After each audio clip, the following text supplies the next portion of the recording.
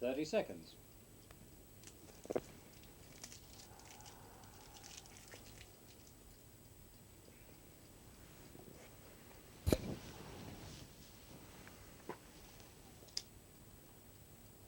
Fifteen seconds.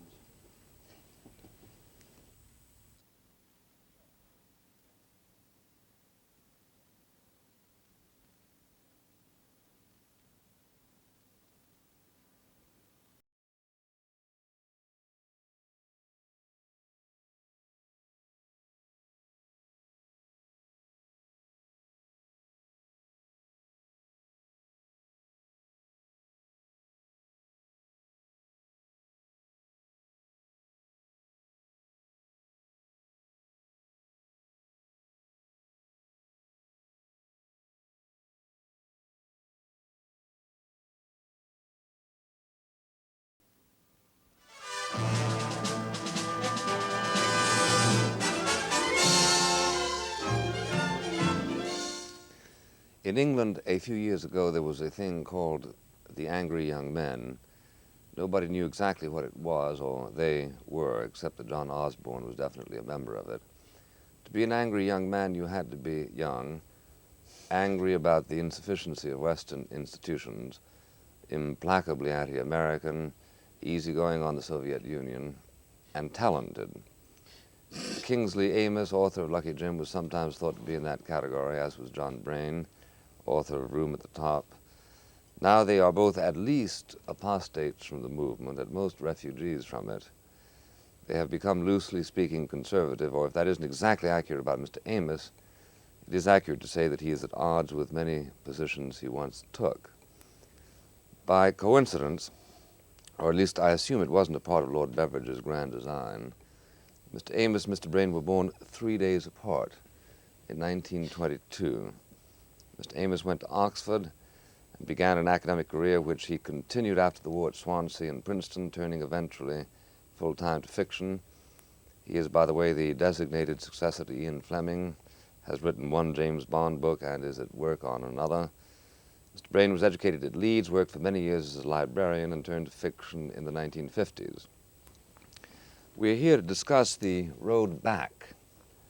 Mr. Braine has written that it is, quote, part of socialist mythology that upon those whom they call renegades, glittering gifts are invariably heaped. Was that your experience, Mr. Braine? I wish it had been. I've never had a thing, not even a free ticket to Lord's. Is that right? In fact, once you decide to reject the left, you will find yourself actually suffering for it, because the mass media are very tightly in this country in the grip of the left, and you will actually suffer financially for it. I'm more fortunate than most, because most of my livelihood is got through novels, and the great British public couldn't care less what your politics are. But if I made my living through the mass media, I think I would really be in a sticky position. Well, now, how do you account for that? Is it just plain partisanship, or is it ideological vindictiveness, or what is it? Ideological vindictiveness. The left never plays fair, and the trouble with the right is that it does, because we have an entirely different set of values. That's why we're such fools, and that's why the left is forging ahead of us. Because we are too chivalrous? Because we're too chivalrous, and essentially our values are Western values, and essentially our values are Christian values. And this gets in the way of progress? No, it doesn't so much get in the way of genuine progress, but it really does mean that you are at a disadvantage in political infighting, in any ideological struggle, and in trying to, let's say, win the hearts and the minds of the people. You've got to realise that politics isn't so much a dirty game, but a very rough game indeed. And the trouble with the right is that it doesn't play it rough enough. Well, at the artistic level, at the cultural level, is it difficult for a non-novelist who is a member of the British right to get a hearing or to get, well, obviously not a hearing so much as to be treated with curiosity and with interest. I would say that it was enormously Civility. difficult. In fact, there are very few people making a living in the mass media who are on the right. The fact is that at the BBC, for example, you don't get a job with the BBC if you're a lefty, and if you cease to be a lefty, you either won't keep your job for very long, or else you won't get any promotion, or else they'll send you to one of the provinces, you know, exile you to one of the provinces. A fate worse than death. A fate worse than death. Mr. Amos, do you subscribe to that description of affairs here? It wouldn't be very different from what it is in America, but... Well, I don't think it's as bad as John, the picture that John has painted. I think that... but nothing is. Nothing virtually is. But I think that it's difficult to get certain kinds of job if one is, so to speak, publicly right of centre. But I think it's true, certainly, that the more sensitive and powerful jobs, news commentators, interviewers, that kind of person, these jobs do seem to go to people on the left. But I've been surprised on some occasions when appearing from a slightly right of centre standpoint, how much all the other people agree. Say, what a relief to have these views put. I think it's by the virtue of the frightening energy of people on the left and a sort of inert consensus that it's trendy to be left, that certain very articulate, very intelligent people win their way to these rather sensitive jobs. But I think this is, it may be temporary. I think it, in a sense, is local. It doesn't apply nearly so much to sound radio, for example. And as regards to press, I would say things are fairly evenly divided there. Mm-hmm. There are, of course, left-wing writers on papers owned by people, groups belonging roughly to the right. That's so, but I think that one evens out. So I'm not quite as pessimistic as John, in general. It's true that the selection of, you know, a supposedly impartial and fair cross-section of opinion is usually biased in favour of the left. So we have a completely objective, fact-finding, coldly clinical survey of British opinion. And you find yourself with 2 Maoists, 2 New Left, 2 Brezhnevites, an anarchist or 2, and an insane... And Malcolm Muggeridge. Well, from a different point of view, but and an insane right-wing Conservative MP. This is felt to be a very fair, objective assessment of... Balanced. Yes, balanced is the word. Or else to have a left-wing Conservative. You know, people like Humphrey Buckley, whom you won't know about in America, but he really is an old lefty.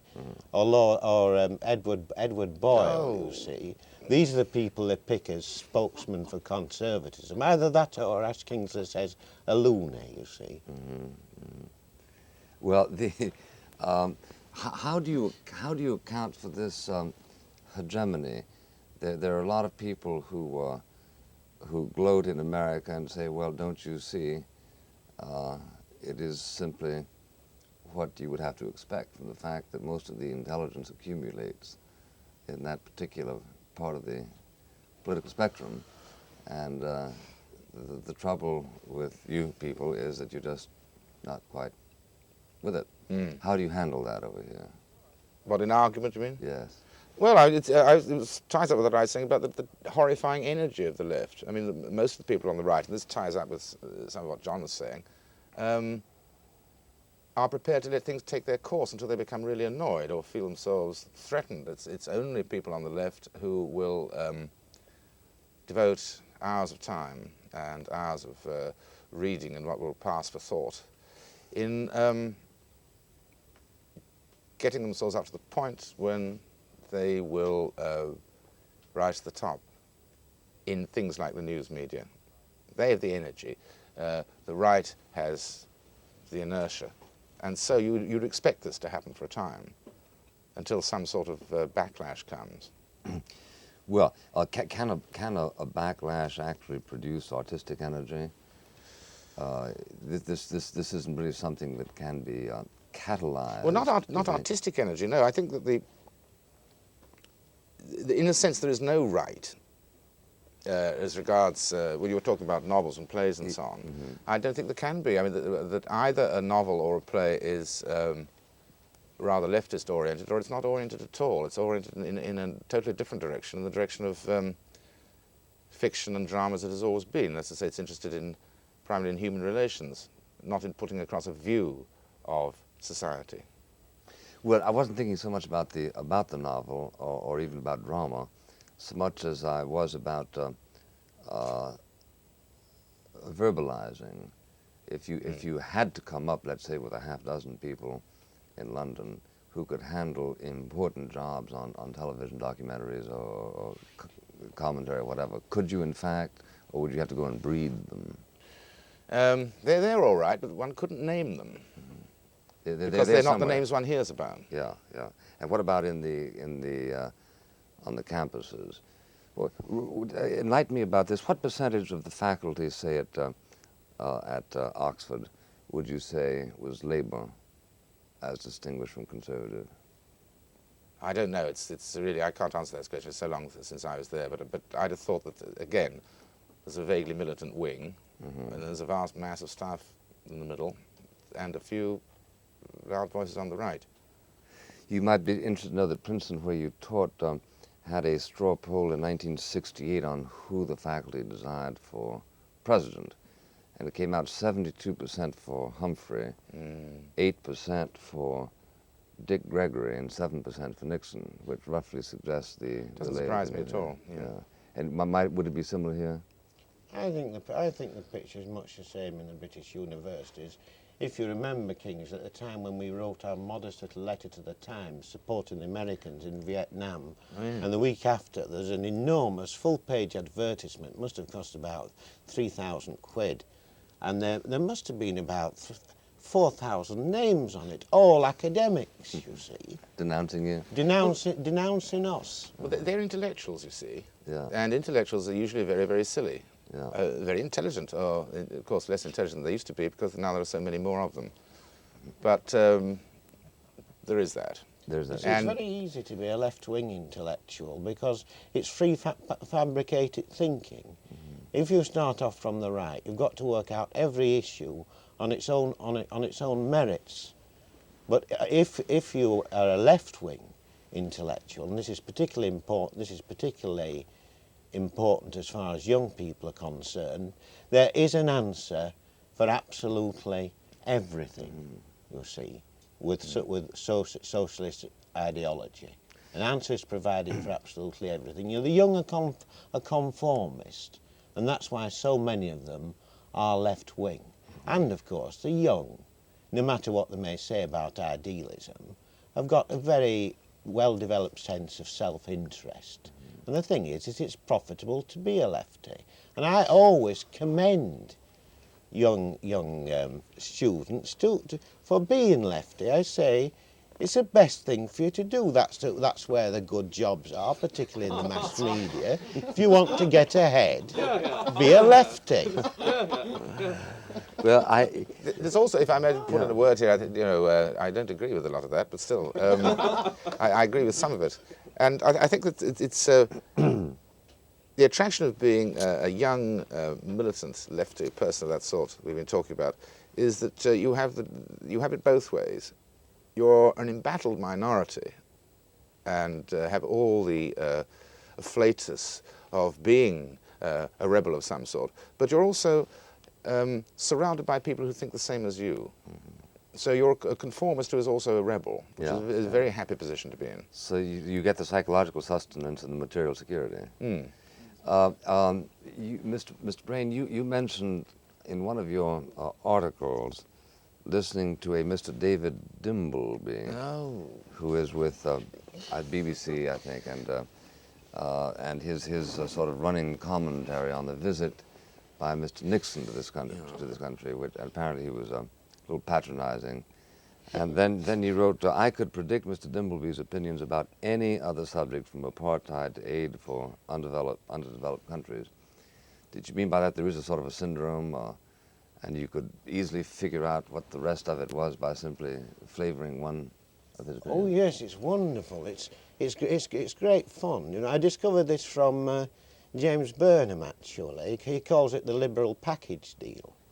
And I can, if on the whole, if I know somebody is left wing, and I can just say, I can go through all his opinions and every subject under the sun. And I used to find this fun at first, you see, and I used to have great fun at parties because I always used then to take the opposite view, even if I didn't really believe in the opposite view, just for the fun of seeing them being morally outraged. It's very easy to outrage these people, you know, it's rather unkind but very easy. But after that it got rather depressing because human beings shouldn't be like that. They should just look at each issue on its own merits as people and not because of the member of a particular political group. They're zombies, they really are. Well, what could I just have a yes, word yes, and say, I don't think they're all zombies, because I feel a little sensitive here. Just as one shouldn't accept the lefty package deal, rightly so described, as a package, so one should also not reject all of it out of hand. I mean, I like to think that I've taken the really sort of succulent morsels out of that package. I subscribe to some things, at any rate, in that package deal. I reject the package, but not the individual items, like, you know, greater liberalism, for example, in divorce laws, laws about homosexuality, abortion, that type of thing, and on the colour question too. It's the package that's.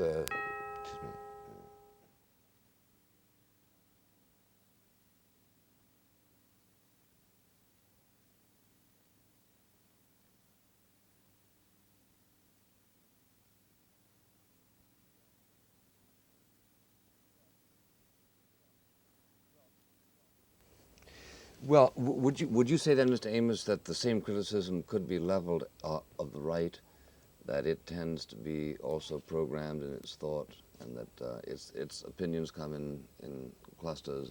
They do tend to. That's perfectly true. But not such a tight package, and not such a glossily got up package. It's perfectly true that you'll find that somebody who, for example, thinks that the South African cricket team should be allowed to play their games here peacefully this summer, will also take the view that coloured immigration should be slowed down or stopped, and perhaps is in favour of the return of capital punishment and so on. But it's, as I say, a much less tightly gathered together package. Mr. Braine, would you agree with that? On the whole, I would. Except that you can get some real surprises amongst the Conservatives. For example, the Monday Club is a byword for being reactionary. Here, here. In this country, and I believe even in America now.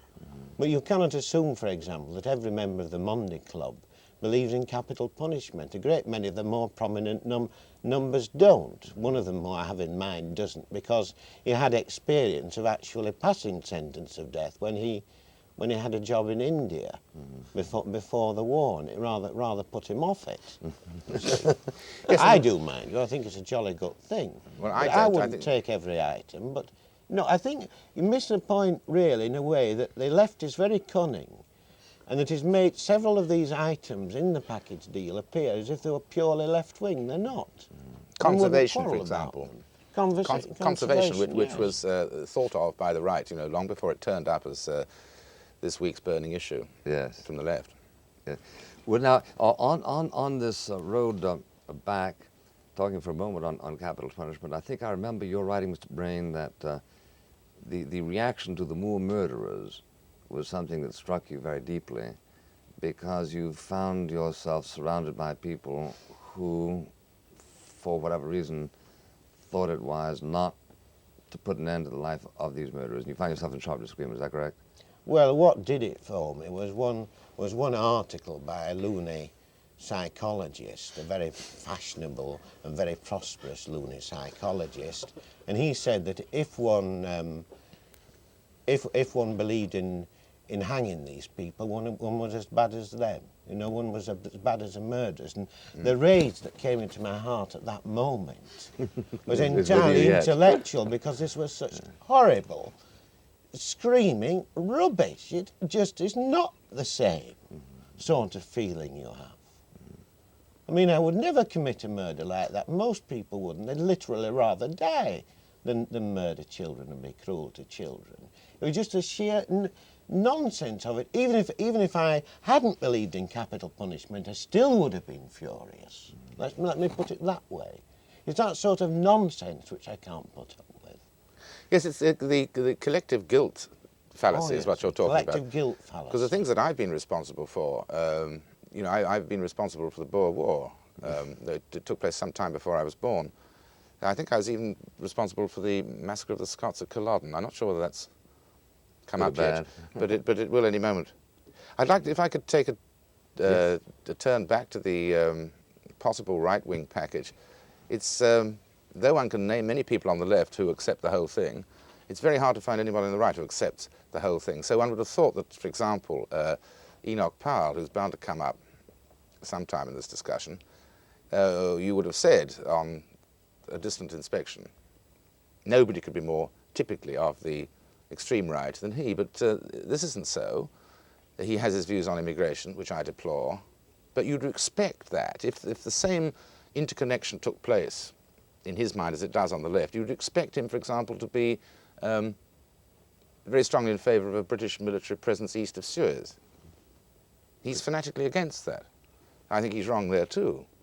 But as soon as, if we start to name a typical person on the right... Against capital punishment yeah, also. We're in trouble, yeah. Well, now, is there the quintessential conservative in England, somebody who, as we put it, would get a 0 ADA rating? Well, ADA is an organization. I'm the nearest to it. Yes, John, I think you come pretty close, yeah. You found, Mr. Ames, I remember in your essay on the subject, that you began increasingly to resent a sort of lack of patriotism. Yes. The way you put it was, to some of us, enemies of our country are worth opposing. Others find something positively attractive about them. How hyperbolic is that? I think that's a very cautious, careful understatement. I cannot see how any student of politics, which of course most militants and so on are not, they are mere reactors or responders to stimuli. But I can't see how anybody who might, for arguable reasons, want the American involvement in Southeast Asia to stop as quickly as possible, that seems to me tenable. I don't agree with it, but it's arguable. But to support the other side, the North Vietnamese and the Viet Cong, to go around crying ho, ho, Ho Chi Minh, seems to me reprehensible on a very broad front, morally and intellectually and politically, in the sense that it makes political nonsense. But it surely isn't typical of the Englishman who opposes America in Vietnam that he should applaud victories by the enemy, is it? No, it's not typical, certainly, but these are the loudest voices. And it's indulged. Yes, and these are the voices we tend to hear. Now, would that also have been the case during England's own historical trials? It certainly was not the case, for instance, that the left sympathized with our enemies during the Second World War, is it? No, that's not true, because then the chips were down. It had become serious then, and the intellectuals who, in Orwell's phrase, like playing with fire and don't even realize that fire is hot, found then, in 1939 and the years following, that fire really was hot.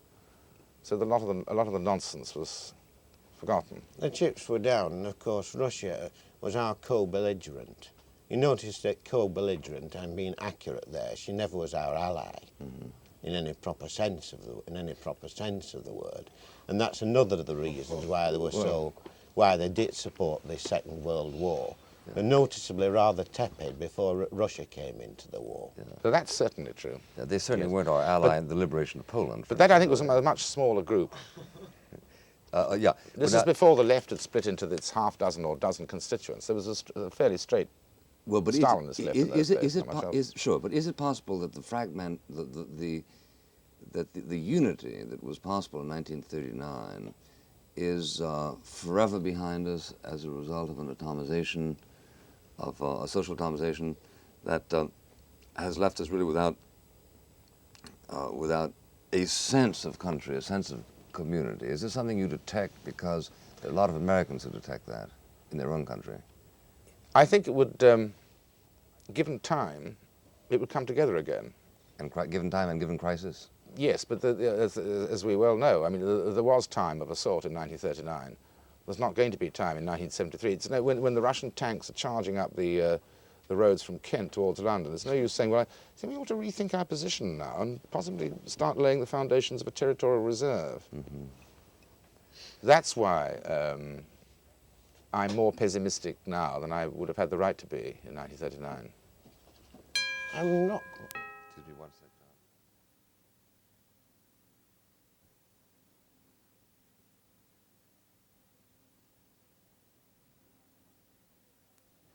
You were saying, Mr. Braine, sorry. Well, I'm not quite as pessimistic as Kingsley, because I have no doubt that the overwhelming majority of people in this country, the people whom you don't hear from, do love their country, and they haven't changed very much. And it was rather extraordinary at the time of Suez, you see, how happy everybody was, how happy the majority of people were all of a sudden, because we're killing foreigners. And on the whole, English people are never happier than when we're killing foreigners. But it really was rather wonderful, although I didn't agree with that operation. I thought we should either have gone in or kept out, one thing or the other. Mm-hmm. But that's a sign of chauvinism, if you like. But chauvinism is one of the faces of patriotism, not perhaps always a very nice face. But then again, if you look and if you listen, you will discover that the vast majority of people, as far as they're concerned, all this left-wing propaganda goes right over their heads. They don't change. They are deeply conservative with a small c. And I think that this patriotism could be awakened, and I think we could defeat the left on this issue. I'd also say, making a party political point, that the Conservative Party with a large C is sound at heart here. And it's one of the reasons why it's so nice to be in the Conservative Party, where you can actually talk about loving your country and nobody's shocked. Whereas if you have to say to a lefty you love your country, they're really embarrassed. You could use four-letter word if you like. You could confess to the most horrible perversion. They wouldn't turn a hair. But you say, I love my country and I would cheerfully die for my country if I had to. They start blushing. It takes a lot to make a lefty blush, but that does it. Well, Mr. Amos, is England still lovable? Berkeley said that a country to be loved must be lovely. Is it lovely? Well, yes, it's still fairly lovely. It gets less lovely every morning when I, for example, open the Times and read the correspondence columns there, and there's an awful lot of irritation. But I think it's still the most decent country and the most gentle country. And are these aspects of it, in your opinion, regularly underappreciated by the intellectual class? Yes, one doesn't hear about it, but as John was saying, in a totally inarticulate, unreasoning, taken for granted way, I think this is accepted very generally. But then, you see, again, I have doubts about this from time to time, because I was very struck by meeting ordinary Americans traveling around Europe and so on a few years ago, 3 or 4 years ago, in fact, finding how what I had thought was a totally intellectual, student, rebellious, rather wild opposition, for example, to the Vietnam War, had communicated itself to people one wouldn't have called intellectuals at all, people one could only call ordinary Americans. So it's difficult to find a test. I mean, this may have gone, probably has gone much further in the United States than it has here, but I don't know how far it's gone here. Well, are there any scientific ways of probing that, or would they be difficult to trust? I think the polls, it depends, of course, on the questions the polls are asking, but the polls do show, I think, a very large residuum, 70%, 80%. Not that the polls are always trustworthy, you see. There's all sorts of way of loading questions and asking questions and making your selection. And the polls, like the mass media, are overwhelmingly run by lefties. Do you approve of GIs bayoneting babies in Vietnam? Yes, exactly. Yeah. That means you're anti-American, you know. 90% of the British public is anti-American. Precisely. Mr. Anderson. Well, Mr. Braine, amongst the many things that amazed me in your remarks was two. The first was this sort of extraordinary paranoia about the control of media by the left wing, but as I know it and understand it, the majority of the press, the newspapers, which are still read by many millions in this country, have been conservative since the war, and that in terms of the numbers of the paper and in terms of their total readerships, there's a vast preponderance of right-wing newspapers. This doesn't seem to conform with opinion. And the second thing that quite amazed me... Let's take one at a time, okay? Take the newspapers. Do you want to comment on that, Mr. Braine? Well, yes, because it simply isn't true. To begin with, even though a paper may be conservative owned, it doesn't mean to say that the people who work for it are going to be conservative. No, but in its If editorial the majority policy of the people and who selection work of for news. it, like the Times, for example, No, that would be pretty centre, wouldn't it? it wouldn't be Put centre, that on it would either be side left of... wing. It'd be pretty Well, it's an extraordinary continuum that you operate on if you put the Times on the left. No, I The think it would Times be is on the left left, centred. Sir Hartley Shawcross.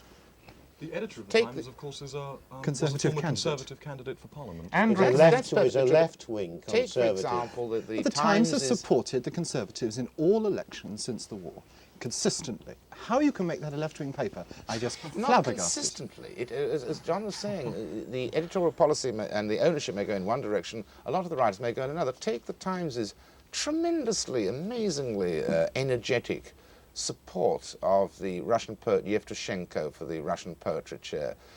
5 entries in the diary. Crucial issue. It's an Not- symbolic issue. Not a crucial issue, but an important issue. I mean, if the Russians had managed to land a spokesman of theirs right inside in one of the plum jobs in the British literary establishment, this would have been a victory of a sort. Sort of paranoia that amazes me, that you're so vulnerable. My dear boy, you must not call paranoia anything that seems to conflict with your views. And let me add something about the Telegraph, for example. The Daily Telegraph certainly... It's a left-wing paper, is it? No. If I may continue, is a paper on the right. It has right, not wing, but right of centre ownership. And most of its writers on the right, if you like, or in the centre. You can't say the same for the Sunday Telegraph, whose educational correspondent, for example, produces statements and views identical with those, well, give or take a little, of very left-wing papers, of Tribune, for example. Now, perhaps you haven't noticed this, but I can assure you it's so. I know the Sunday Telegraph is Would you call marginally Sir less Hartley right-wing. Shawcross a paranoiac? Not necessarily, but Not some of his necessarily. views... That's a really left-wing weasel phrase. Some Not of his necessarily. views Would you might or be. wouldn't you? Some of his views might be. I haven't Some of his noticed views the might particular be ones you're referring paranoiac, to. so I'm sure be- he's not a clinical case Oh, right, of he's that. a 110 paranoiac, then that's what that must mean. He may show But Sir that in Hartley some of his Shawcross views. has been protesting against the left-wing bias in the Times because he happens to be one of the shareholders. Oh, sorry, what is that meant to establish? For the purposes of This the is audience, meant to Lord establish Shawcross is there's a at least socialist. either there's one other paranoiac beside me, or there's one other person of some standing, not an emotional man by any means, not one given a former Labour minister, who would agree with me. If you look at the whole bias of most news items, this is particularly important in the Times. You'll find it's left wing. Again, would you call The Guardian is left-wing, is it not? It's left of centre. It's the only paper that's left of centre, significantly. Left What about of the Daily centre. Mirror? The Daily Mirror has supported Labour as a class identification, but on most issues it has been extremely sympathetic Well, let's take to a broad range of opinions. I wouldn't say that, but let's take the Sunday Times, for example, which is now, I think, perhaps the most left of all the regular organs. Printed two very colourful colour supplement pieces on life in glorious Russia. The wonderful time that the ordinary Russian worker has, that was part one. Part two was how fit you got when you were in a Soviet labour camp. Do you see? Is that a is this centrist left or right position? of centre? No, I fully accept that. You see, my point on the press, if you want it, is simply that the press does express quite a wide range of opinions, that the majority of the editorial opinion is right of centre, and I also believe, I've seen you, Mr. Braine, on television many times. I can't see that you've been excluded particularly. I've watched you on many occasions. I've appreciated enjoying watching you, and I really do not believe that you can sustain seriously a thesis that there is a tremendous left-wing conspiracy. There is a wide range of opinions But we're going continuously through presented. we're going through the papers Please, it is now. not. It is not a conspiracy. I would not say it was a conspiracy at all. It is an inert, flabby consensus of lots of different kinds of leftist person who agree on many things, but there is no conspiracy. That I will not have. Well, there is a conspiracy, but I agree that it doesn't account for the present situation. Well, there are half a dozen conspiracies. Sure. Yeah. Is Mr. the Evans. Observer, the Observer then, that you wouldn't call that left-wing? No, left of centre, marginally. Well, I don't know the difference between left of centre and Consistently left-wing. repudiates concepts of socialism and adopts a weak liberalism. That's my definition of left of It centre. doesn't consistently repudiate. Well, it has. You really ought to read its leaders. It's been adamantly anti the left wing of the Labour Party throughout the periods in which the left wing has been in conflict with the government. That is a repudiation, as I understand it, of concepts of socialism and an adoption of concepts of liberalism and weak liberalism, which puts it left of centre on any sane man's continuum. Mr. Buckley, may I just make one point here, because I think Mr. Anderson is completely missing the point. We could make a party political point, and it's true that the present editor of the Times, Mr. Rees-Mogg, wrote in the Sunday Times in 1964 that he would recommend every young man to vote Labour. But the key to this is not whether you vote Labour or Conservative, or whether the press actually advocates that at all. What we are saying is that there is a minority consensus consisting of left-wing intellectuals, the sort of people who go into the BBC, the sort of people who run the Sunday papers, the sort of people who write even for right-wing owned Sunday papers and right-wing daily papers. There is not a non-left-wing viewpoint expressed on things like morals, education, discipline in the family, church matters. These are small minority groups. The fact remains is that wide reporting. Yes, merely because of news. Even the left-wing press, even the left-wing owned press, likes to create a sensation. You see, the key to this is that one has seen the growth of a minority group which is violently opposed to the bulk of the feelings of the English nation, which is anarchic in its sentiments, prepared to agree with foreign causes, and shows this extraordinary hysteria. What On about education, Vietnam, can, then? can I take up on education for a moment? Because this is the thing, perhaps more than any other, that took me away from the left, acting on the old principle that one can be progressive about things one knows nothing about, for example, South Africa, but one tends to be a little bit reactionary on fields where one has some knowledge. Education, I had some knowledge. I'd like to know if there are any education correspondents on any of the papers who do not take a lefty comprehensivization at all costs, let anybody into the universities who wants to go kind of line.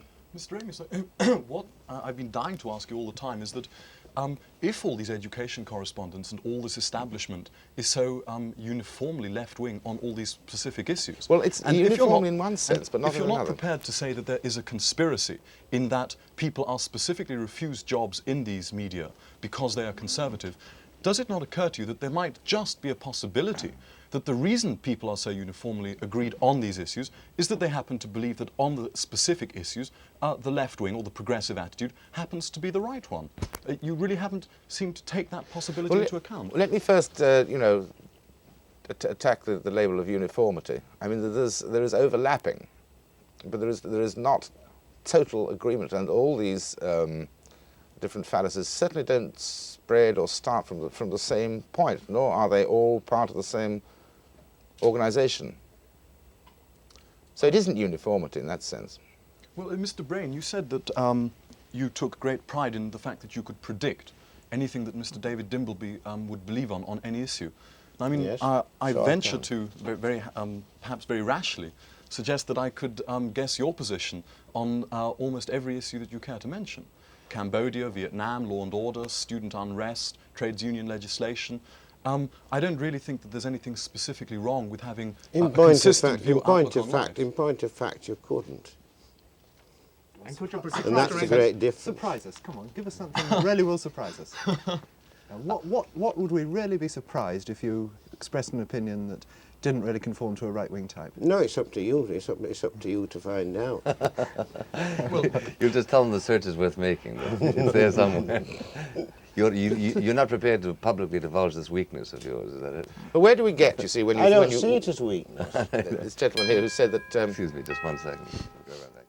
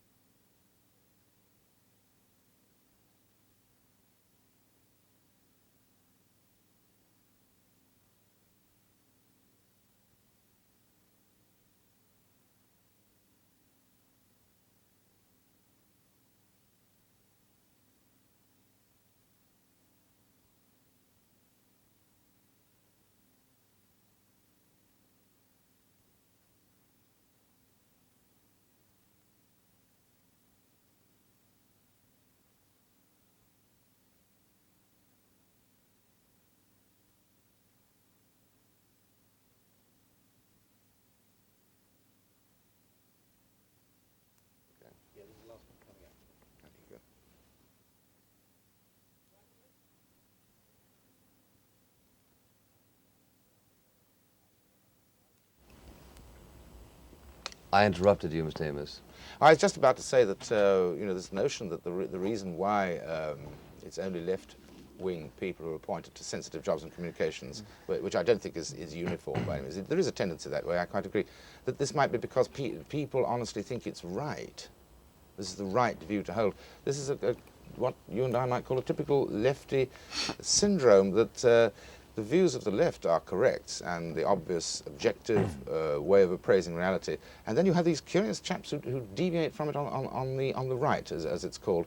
Wouldn't you agree possibly that the reason why such people are appointed in disproportionate numbers is because A, they are energetic, as we were saying, and push themselves forward, B, they are intelligent and are intellectuals, and C, because the poor administrators, the selectors of jobs, say, well, that's the trend, isn't it?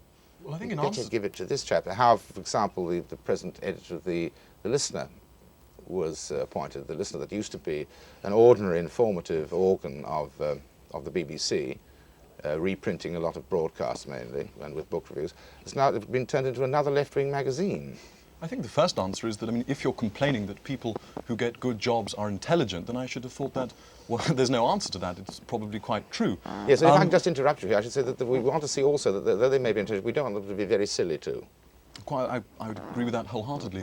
I should have certainly agree with you that perhaps the reason that there is such a progressive nature among the mass media is that it is inherent in the press and in television, especially on the news side, that people in that profession should have a very critical and very rigorous analytical approach to all subjects. And I think that this probably... By God, we'd be living in a paradise if that was so. The thing is that violence, for example, is news. I mean, I accept all this. You know, one student throwing a petrol bomb is news, and 500 students sitting in a library peacefully working is not news. And I think this is one of the routes by which quite misleading accounts of student unrest in America, for example, have been transmitted. Well, Mr. Amos, how would you, in that case, what would you like to see happen to the news media? What specific steps would you advocate? No steps at all. Nothing can or should be done by legislation here, but merely people on the right or who are anti-left getting a little more articulate and a little more energetic, standing up and denouncing nonsense and bias when it occurs. That's all. But certainly no restructuring, if you like, of think the we're in system danger of appointments. Mr. Evans. We've invented, or the socialists have invented, the concept of the intelligentsia, which essentially means the person who is alienated from his own society. And in these very cloistered academic or sub-academic world of the left-wing mass media in this country, it's possible to believe things without seeing the consequences of them. Now, many of the most serious and important thinking people in this country, for instance, the judiciary, which I'm sure Mr. Stabden would regard as a right-wing reactionary organisation, which should be open to people of reasonable, sensible and progressive opinions, which of course it shouldn't. But it's merely the fact process of social selection as producing different subcultures, and the one which represents the mass media at the moment is peculiarly strident, peculiarly defining itself against the rest of society, and is peculiarly in a position where it ought to be chopped a little, at least cut down to size. Well, I what don't would be like the the sound of that processes chopping. by which it might be cut? Ridicule and exposure. Yeah, I agree. Yeah. I agree. Yeah. You'll buy that, won't you, Mr. Braine? Yes, I will. Could I ask you, Mr. Braine, please? One of your remarks was that, with evident approval, you said that an Englishman was never happier than when he was killing foreigners. Now, was this just a joke, or would you really defend it as a worthwhile activity for Englishmen to find happiness in? Oh, it's just my little joke. You mustn't mind. I did also add that this was partly what we saw at the time of Suez was chauvinism, and this is one of the many faces of patriotism, and not always the most attractive one. I did qualify my little joke. There is a certain amount of truth in it, in that England is a military nation for lots and lots of reasons, and that although war is a dreadful thing, it nevertheless is enjoyed by a lot of people, but not essentially because they're sadistic, but because of the idea of fighting in itself and taking sides. That's all that my little joke was intended to convey, a few elementary truths. But is the shock which Mr. Anderson, and I'm sure a lot of other left-wingers would make at your joke, in fact, Mr. Anderson cheered very recently this last week at an erroneous report, thank God, that Phnom Penh had fallen to the Viet Cong. It's this sort of double standard, I think, Oh yes, which is at that. That's okay because it would have meant that Americans were being killed and non-communists were being killed. There are no Americans in the capital of Cambodia, thank goodness. They may be Oh, doing it their means best to get... Cambodians are being Cambodians killed, are and getting killed, Cambodians are precisely. anti-Viet Cong. No. So that's fine. They are your foreigners, you see. No. Mr. Braine, I think You're never happier than when anti-communists are being killed. No, That's a little joke you could have made. I really, resent that rather because I'm Do you? very nearly. Mr. Braine thinks for one simple reason, that I'm very nearly a pacifist, and the idea of taking life to me is utterly abhorrent, and therefore the idea that Fortunate you weren't around, there weren't many people like you around during the last war then. Yes, Otherwise, there would be I should have been made into soap or lampshade. absolutely, by and now. I would quite agree that the last war would be the reason why I said not completely a pacifist, but almost a pacifist, because there are extreme circumstances in which I would categorise the And you last think war that would be when one, that was necessary. But That a would be war one. against communism would not be That wouldn't sufficiently urgent to I stir do not you into- believe that the situation in Indochina is accurately described as a war against communism. I'm sure you don't want to Would that have be a long partially debate true, on though? Vietnam.